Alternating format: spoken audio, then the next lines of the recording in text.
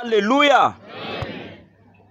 Nlava ku ya dyondzisa eka siku leri ehansi ka nhlokomhaka leyi nge gogojela hi 1% leyi nga sala. Vutomi lebyi va ka hina ha fika aka position laha byi lavaka munhu ku a gogojela hi 1% leyi nga sala. Ni vulavula 1% ya ku tshemba.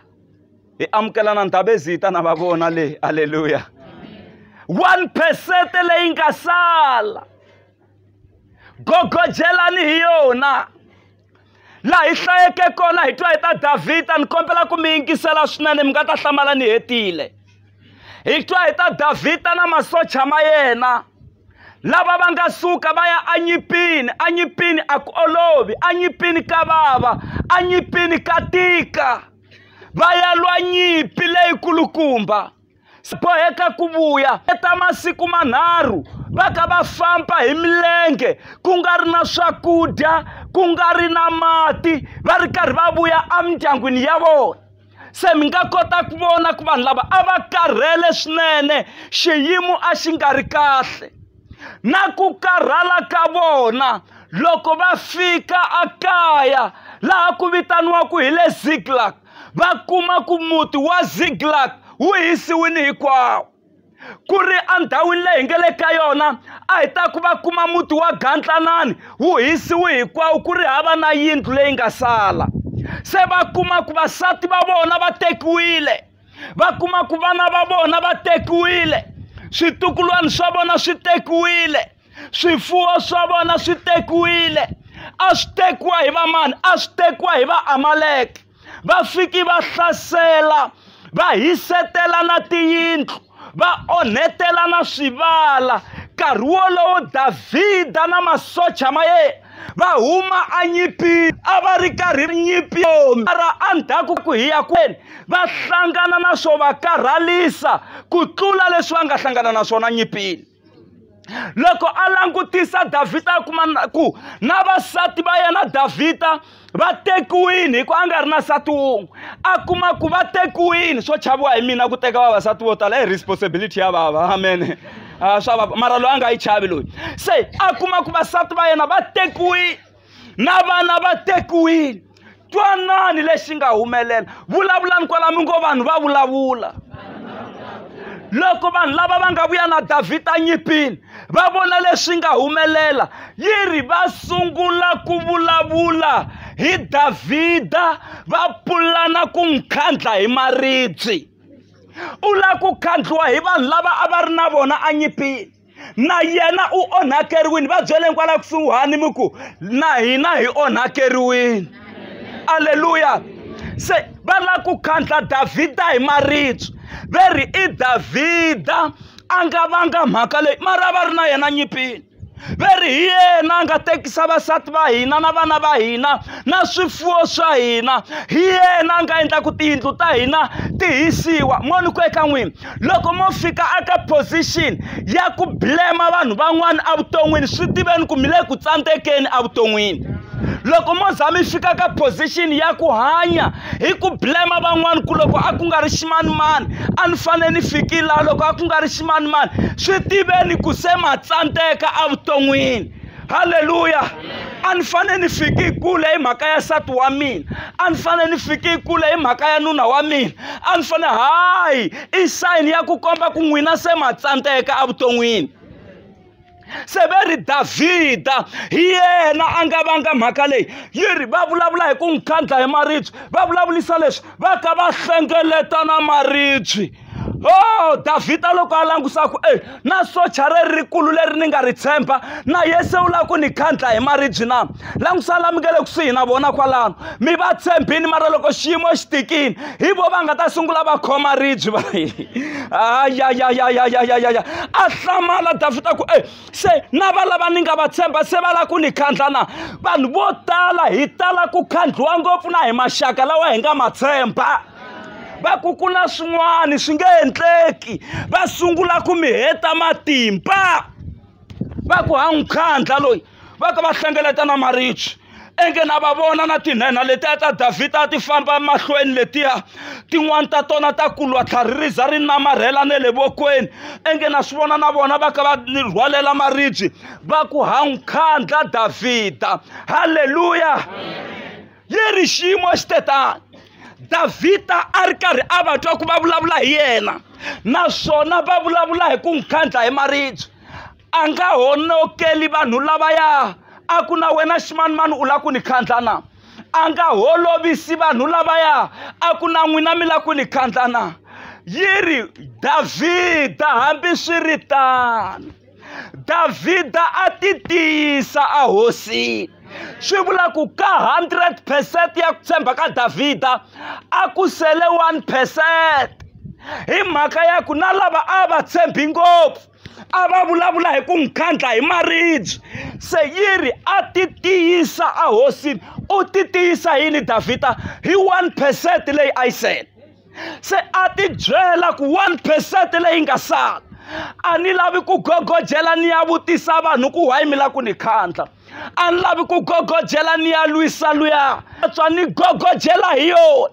Loko ku ri kuwa swa atswa ni ya wela amahlweni ka Xikwembu ni fela kona ku tlula ku va ni ya khandliwa hi maribye hi vanhu hi ku ni va twini va ka va vulavula. Se swa atswa ni gogojela ni ya aka Xikwembu. Yi ri a ti tiyisa a hosini a gogojela a ya aka Jehovha.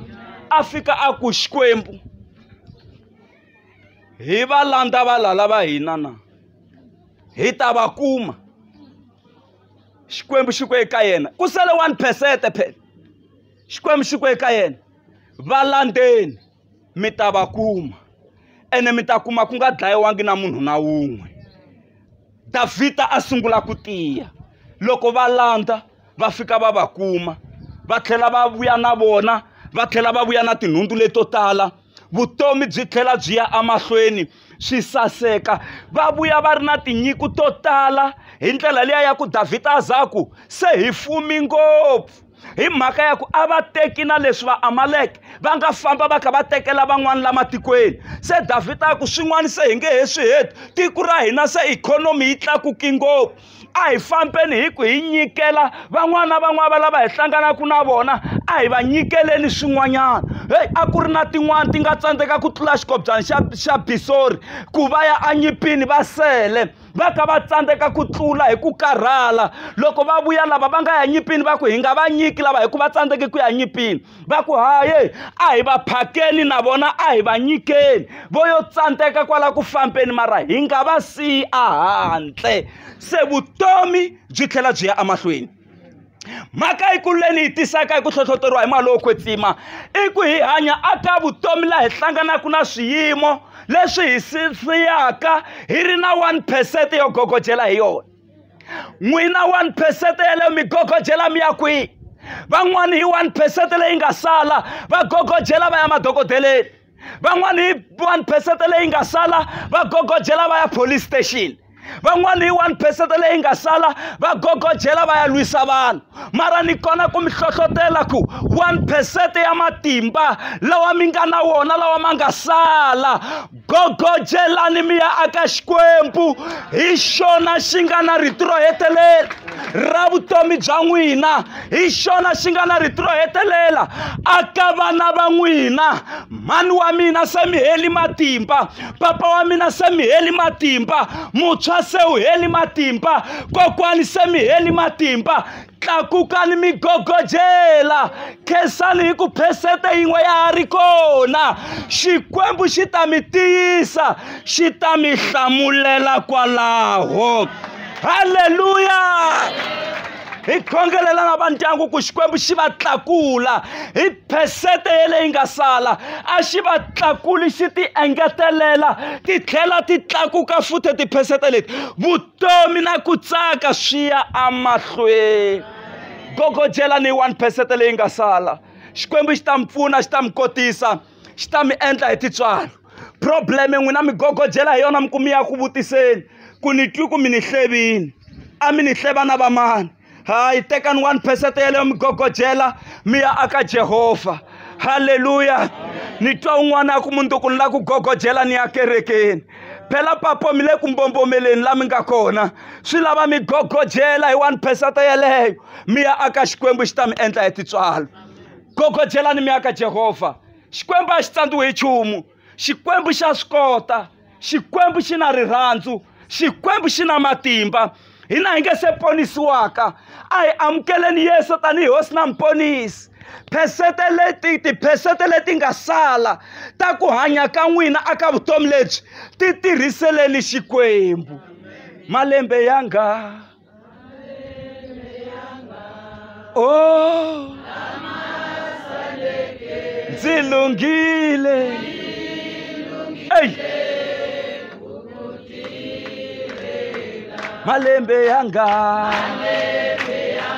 malembe yanga oh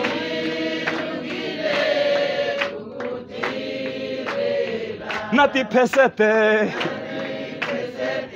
oh leti sale ndzi lunghile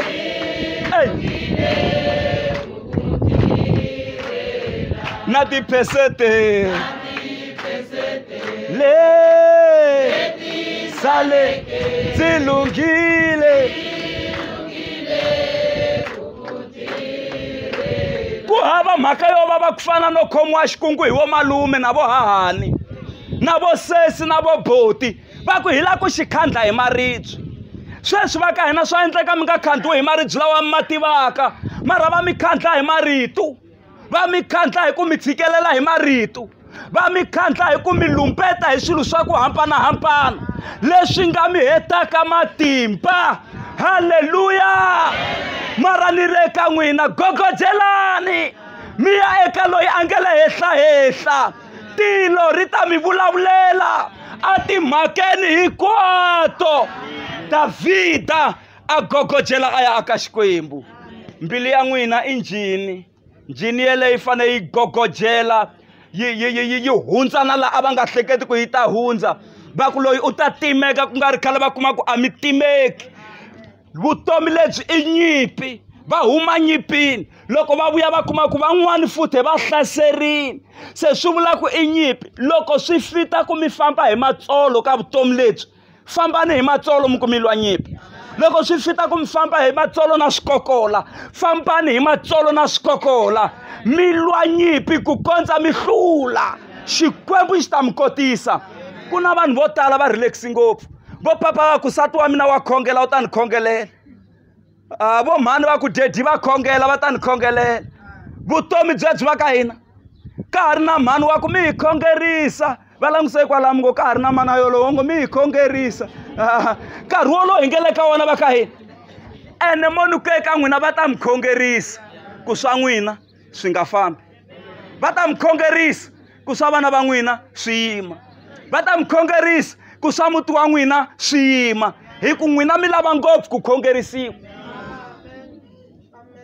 swi lava ku yima mi tikhongelela hi n'wexe Davhida a vutisa ku ifodi ya yena yi le kwihi swicekani leswi a swi kanyela loko a fane a ya mahlweni ka xikwembu hayi va n'wi nyika swona loko a ku ri minkarhi ya namuntlha a ni ta vutisa ku khonoro ya mina yi le kwihi va khonoro ni ya mahlweni ka xikwembu ni vula ho mina haleluya hey loko mi ya mahlweni ka xikwembu satani u yembu yake mi ta twa xikwembu xi ku n'wi landzi u ta vuya u fika u vula na yena mi to vona xikwembu xi endla mina problem ya ku lava ku vutisa n'wini vutisani kwihi aka xikwembu vanhu namuntlha tibishopo ta mina ve le ku dyeliweni ka timali ve le ku rhobiweni ku na swilo swo tala swi nge le ku endlekeni hi mhaka ya ku lava ku vutisa timhaka a vanhwini vutisani ka Jehovha xikwembu xi nge mi rhobi i xikwembu xa n'wina xi ta mi endla hi titswalo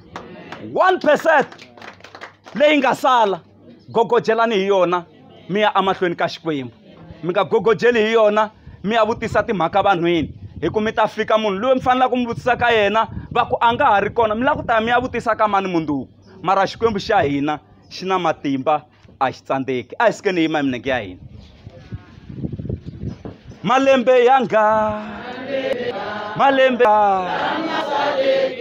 ndzi lunghile hey. Malembe yanga zilungile